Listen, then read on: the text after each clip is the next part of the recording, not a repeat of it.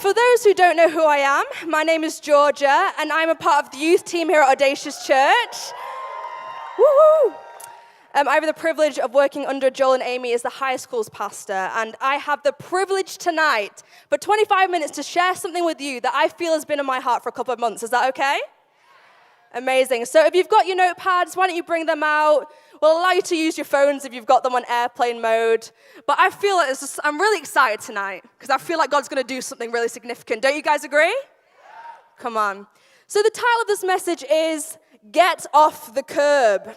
Now I wonder, you're like, oh, what does that mean? Well, it will all come a little bit clearer to you as I go through this message. Now, I'm sure we've all had moments, right, where the day has been going great. And maybe we've got something that we're looking forward to in the evening, and we're kind of just holding out, and we're like, oh, today's going so good. I'm going to hang out with friends this evening. I'm going to go to a concert. And then maybe it's like something happens that shifts your focus from that thing you're excited about to the immediate situation. Maybe your dog's sick in the kitchen, and it's completely covered the kitchen, and it absolutely smells. Maybe you've spilled coffee down yourself. Maybe you've bought a concert ticket, and it turned out to be a fake. These things happen in real life, and they suck, and it completely takes your focus away from the immediate situation. Now, I want to tell you about something similar that kind of happened to me. Now, for those who know me quite well, they know that I have a car that I love to drive, and it's the most famous, significant, most wonderful model ever created, and that is the Fiat 500. Thank you very much. The most loved car. I know you all love it. I am one of those people, and I am proud to drive a Fiat 500. Thank you very much. Well, anyway, me and my Fiat, he's called Poe because it has P-O in the license plate. No, really original. Thank you very much. Really original. Me and Poe have been on a lot of journeys together. We've had some highs, we've had some lows. We've taken a lot of trips. But I want to talk to you about one trip in particular that was pretty significant. So I'm in the car. I think it's actually after a small groups night on a Friday. I'm in the car, and I've got some of my tunes going. I'm jamming. I'm living life. I'm listening to Daniel Bedingfield because he has some absolute bangers. Thank you very much. Love a bit of Daniel. And I am having an absolute vibe. You know when sometimes you're just in the car by yourself, for those who can relate, and you just crank your tunes up really high, and you are having a great time. That was how I was feeling. I was looking forward to getting home. You know, it was 11 p.m., getting in my pajamas, and just going to bed. That was the kind of feeling I was having, so I was excited. Anyway, I get to a stoplight, and I'm still jamming, I'm still moving, things are going great, and it turns green. So what happens when it turns green? You obviously move the car. So I go to turn, and I hear this bang as I turn. Now, for those of you who drive or have been in the passenger seat, when maybe you go over a pothole and you hear a bang, it's kind of like you have to turn the music down and reflect on your life a little bit and be like, oh, I really hope my car's okay, trying to listen out for any issues, any injuries, and usually things are fine. Well, this time was a little bit different. I know, Poe was suffering. I turned the music down, and I'm listening, and my car just starts tilting a little bit to the right, and I'm thinking to myself, no. So I pull up. I open my car door, and I'm mentally preparing myself for what I'm about to see. I look at my tire, and it is completely flat. It is gone. When I tell you, no matter how much air you pump into that bad boy, it will just come straight out because there is a clean tear in the middle of it. So I am just stuck. I am stranded, right? There is no saving this tire whatsoever. And I'm thinking to myself, what the heck am I going to do? I know I might look like a car expert, but I'm not. I know nothing about cars. I don't have a spare tire in the boot. I don't know what I'm supposed to do. Now, luckily, some of the guys from the team came to my rescue. And thanks, Matt Wicker. Appreciate you, mate. And they basically figured out, right, who I need to call, because obviously no garages are open at 11 p.m. And I ended up calling this 24-hour tire service. And it took about 2 or 3 hours, but eventually my tire got fixed and I was back on the road. And I was able to go home. Thank you very much. It was an experience for everyone involved. But I want to tell you about something that I reflect on quite often, because I've been to church my whole life. I've grown up in church since I was born till now. And every now and again, I like to sit and think to myself and kind of reflect on the people that have come and gone through church. Because I've seen a lot of faces and I've seen a lot of people. And I've thought to myself, oh, I wonder what happened to that person.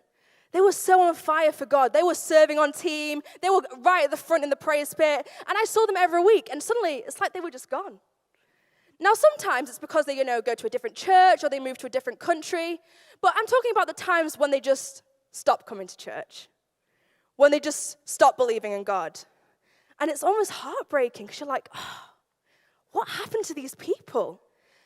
And it's almost like they were running a race for God, and they were on a journey, and they were living the best life they could possibly can for him. And they hit a curb. And it's almost like they get some sort of, spiritual amnesia where they just forget. They forget who God is.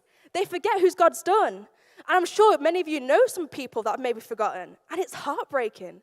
It breaks your heart when they hit those curbs and they think, oh, it's too much. I'm going to go. I'm going to leave. And sometimes, we're all in this race. We're all running this race for God. We're all in the car on the way. And sometimes it can feel like we actually have those curbs ourselves. And actually, sometimes we almost forget what God's done. And we forget who he is. And it's human. It happens sometimes. But I really want to encourage you that when those curbs come and when they hit, to not stay on the curb. To not stay where you are, but actually to go to God and be like, God, despite everything, I'm going to trust you. Despite everything, I'm going to focus on you. Now, let me tell you what it says in the Bible. It says in Galatians 5, verse 7 to 8, you were running a good race. Who cut in on you to keep you from obeying the truth? That kind of persuasion does not come from the one who calls you. What happened to these people that I was talking about? They were running a race. What cut in? What stopped them? What took them away from the purposes that God had for them? Now, I'm going to highlight 3 specific curbs that maybe we can all face in our own lives.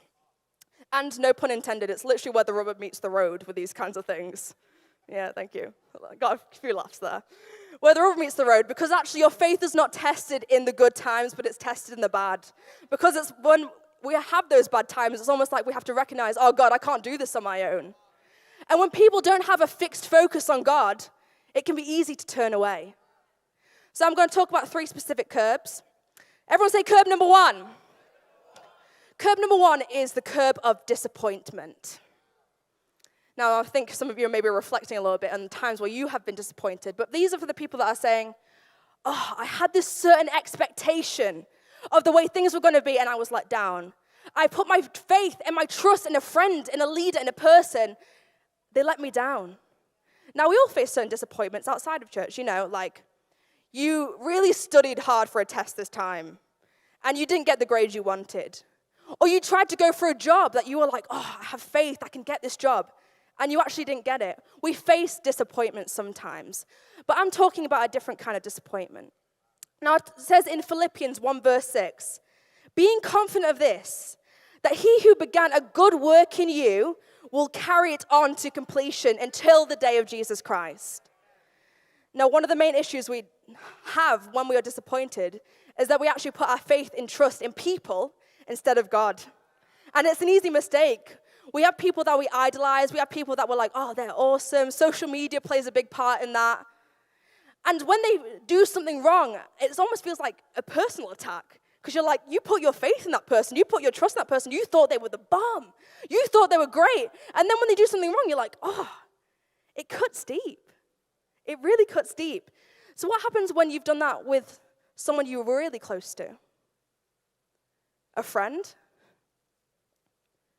What happens when you put your trust and your faith in them and then they turn away, almost stab you in the back? And I'm sure maybe a lot of you can think about those things. What about when you were believing for a miracle? You were believing for a miracle that you swore that God had promised you and it still not happened. Disappointment can trickle in because you're like, oh God, but you said, you promised me you were going to do this and where is it? Well, I want to encourage you, like it said in Philippians when I was talking about that. He who began a good work in you will. It doesn't say maybe, it says will carry it out to completion. Despite all else, recognize, don't put your faith in people because people will disappoint. I've disappointed people, probably sure you've disappointed people, but put your faith in the Most High, who will never disappoint, who will never let you down, who will never let you go astray. He is for you and not against you. He is in front of you, he is behind you, he is all around. He will never let you down. But you could be saying to me right now, well, What do you mean? What do you mean he'll never let me down? He's still not done it. Just because he's not done it doesn't mean he never will. His timing, unfortunately, sometimes looks a little bit different to ours. We want things now. We want things immediate. And God's like, hold on a sec. Just pull back a little bit. Have faith. Put your trust in God. Don't let the curb of disappointment take you out. Don't let it be something that stops you on the race you're living for God. But it has in the past, and it probably will in the future. But you don't be that person. Don't forget who God is. Don't forget what he's done in your life. Now, everyone say curb number 2. Curb number 2 is the curb of unworthiness. Again, we've probably all felt like this. And this is for the people that are saying, oh, I don't deserve what I'm getting. God, your love is too much for me. You don't know what I've done. You don't know what I've said. You don't know what I've thought. I don't deserve. I am not worthy of the love of Jesus dying on the cross for me. It's not for me. It's too hard. It's too much. The expectation is too much. Have you ever been given a gift, right? Or a compliment that you felt like you didn't deserve? Like, stereotypically, British people are awful at taking compliments, you know? If someone comes up to you and starts complimenting you, like, oh, I love your outfit, your hair looks great, you feel a bit like, oh, don't know how to take it. You feel like you cringe a little bit on the inside because you're like, should I say thank you? Is that too much? Like, am I actually being a bit like, have an ego if I say thank you to that? And we almost cringe about it. And that's exactly how we can be in the house of God. We can sit at the front and we can sit in the auditorium and we can hear the preacher saying, oh, God loves you so much. He has called you, you're worthy. And you're like, ooh, not sure how I feel about that. What, me? Really me? God, you don't know. You don't get it. You don't understand. And I really felt like that when I was prepping. A big obstacle that happens when we hit the curb of unworthiness is a lack of forgiveness. And I'm not talking about, of course, we need to forgive other people. But I'm talking about the unforgiveness that we hold for ourselves. That actually when we hit the curb of unworthiness, a big factor is that we are holding on to something that we've done in the past. And that every time we hear about the love of God and every time we're like, try and be in his presence, it's almost like there's this resistance. That's not fully letting you get in the presence of God. Not fully letting you bask in what he's done for you. We're going to do some business tonight with that. Because we are our own worst critics. Right? Every time you do something, people can be like, oh, that's great. And you're like, oof, it was the worst thing I've ever done in my life, you know, being really dramatic with it. We're our own worst critics. We need to start forgiving ourselves because God's forgiven you. Do you know that? You're like, oh, no, he doesn't know what I've done. No, he knows. He knows what you've done. He knows every thought that you've thought, every hair on your head, and yet he still forgives you. He still calls you worthy. He still pulls you out of the pit and brings you with him in high places. No matter what you've done, he knows. He knows exactly what you've done. It says in the Bible, in Psalm 139, verse 13 to 14, for you created my inmost being. You knit me together in my mother's womb. I praise you because I am fearfully and wonderfully made. Your works are wonderful. Where is works? What? You mean I'm wonderful? Yes, you. You are wonderful. I know that fully well. The matter is that once we were all not worthy. Not one person was worthy than the next person. We were all at the same level. But when Jesus died on the cross for us, he made a decision, despite that, despite your unworthiness, despite your sin, I choose to have relationship with you. You have the opportunity to have relationship. He's forgiven you, so why can you not forgive yourself? Why can't you? Why can't you let go? It hurts. I felt that. I've held on to things that maybe I've been like, oh, but God, I deserve to punish myself. I deserve it. No, you don't. I don't know what it is you may be thinking of right now. You don't deserve it. You don't deserve to punish yourself time and time again when you're reading the Bible, when you're coming to church. You need to let it go. You need to forgive yourself because he's already forgiven you. God accepts you. He sees you. He accepts you the way you are, but doesn't mean you stay there. Of course we stretch. Of course we grow. Of course we develop. But you right now, he still accepts that. Now, everyone say curb number 3. This is the curb of weariness. This is for the people that think to themselves, I'm just too tired. I'm too tired to go to church. I'm too tired to serve. I have got nothing left inside of me to give. You're almost like the tire that I popped. You're just deflated, you're flat. There is nothing in you more to actually run the race that God has set out for you. I've definitely been there. What happened? What prevented that? What got us to the point where we felt unbelievably weary? Now, this can be a huge curb in the life of church and Christianity. I'm sure some of you can relate that you've seen cases like this, where people become a Christian, and they are on fire for God. And they are reading their Bible, and they are praising and praise and worship, and they are joining a small group. And then you see them, they're on every team. They're on the car park team, they're on the lounge team, they're on the youth team, they're on the, what other team? Young adults team. They're on every single team, and every Sunday you see them. They're just everywhere. They're running around, they're doing stuff, and you're like, oh, good for them. They're doing stuff, they're making stuff happen, it's going great. And then where are they? They're just suddenly not there. And you're looking around, you're like, oh, I wonder where this person went. What happened is they got weary. They got tired. They got burnt out. And they felt like the only solution, the only way that they can fix it is to stop. They maybe feel like, oh, I'll just take a break. And then that break becomes a couple of weeks. And then it becomes a couple of months. And then it becomes a couple of years until they're like, oh, there's no point. I'm doing fine on my own. It's the curve of weariness. Let me tell you what it says in Isaiah 40, verse 28 to 30.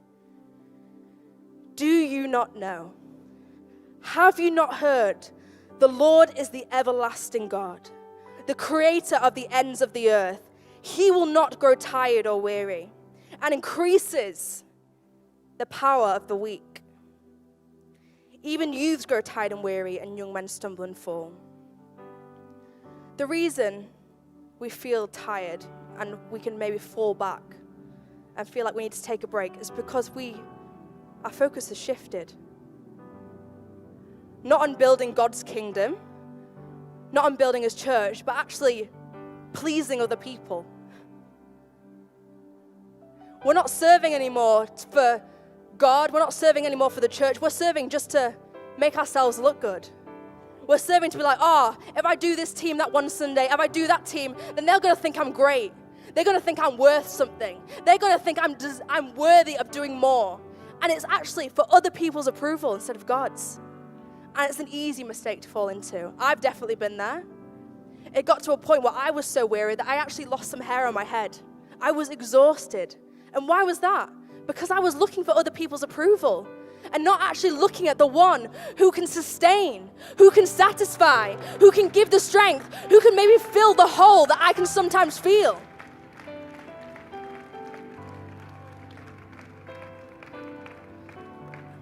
When we grow tired and weary, it's almost like an automatic response of being like, oh, the only solution is to walk away, to take a break, to take a step back. But I want to encourage you that when you are tired and when you're weary, press in a little deeper. Press in a little more. Because he is the one that gives you the strength you need. He is the one that satisfies. He is the one that fills up that hole inside you. Nothing else can do that except God. Nothing else can fill that void except God. Nothing else can give you the peace you need except God. The strength you need except God. You have a choice in that. So when you hit that curb of weariness, don't push back. Don't go away. That is the worst thing you could do. Stand your ground. Press in a little deeper.